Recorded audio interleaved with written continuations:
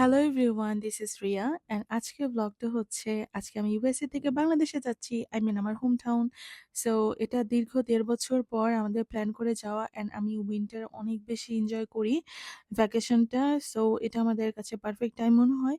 But আমি চেয়েছিলাম নভেম্বরের দিকে যাই, বাট এনিওয়ে আমাদের একটু লেট হয়ে যায়। সো আমি জানুয়ারিতে আমাদের 3 month vacation by the way. তো এবার হচ্ছে আমরা এমিরেটস ট্রানজিট হয়ে যাব। সো আমরা কিন্তু চেকিং এ অনেক বেশি আর্লি চলে গিয়েছিলাম।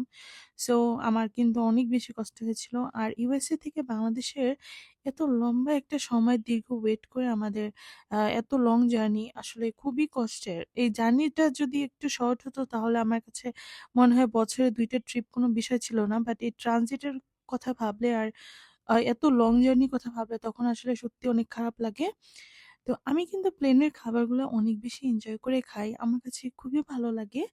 আর এবারে ওয়েদারটা এত বেশি ভালো ছিল আর আমাদের যেহেতু উইন্ডোর সাথে সিট ছিল, সো আমরা খুব ইজিলি খুব সুন্দর, সুন্দর ভিউ দেখতে পারি।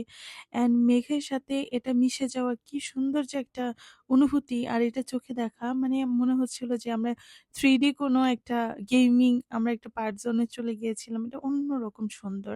এই যে মেঘটা দেখতে পাচ্ছেন ঠিক মেঘের মাঝখান দিয়ে ঢুকে যাচ্ছিলাম। এরপর যখন আমরা দুবাই পৌঁছে যাই, তো তারপরে আমাদের আরেক ঘন্টা ট্রানজিট ছিল। তো তারপরে আমরা খুব বেশি একটা সময় লাগেনি এইবার। বিকজ সামটাইম কি হয় প্লেনটা এমন জায়গায় ল্যান্ড করে, সো আমাদের অনেকটা সময় লাগে রিচ করতে। সো এবার খুব সুন্দর মতো আমরা ল্যান্ড করেছিলাম। সো আমাদের বেশি একটা সময় লাগেনি। দেন আমরা চেকিং সবকিছু শেষ করে তারপরে হচ্ছে আমরা অনেকক্ষণ ওয়েটিং এ ছিলাম। লাইক অ্যারাউন্ড 35 মিনিটের মতো, অনেক লম্বা একটা সিরিয়াল ছিল। তো দেন আমরা সুইচ করে দেন দুবাই টু বাংলাদেশে প্লেনে আবার আমাদের একটা মাঝখানে একটা মিল থাকে।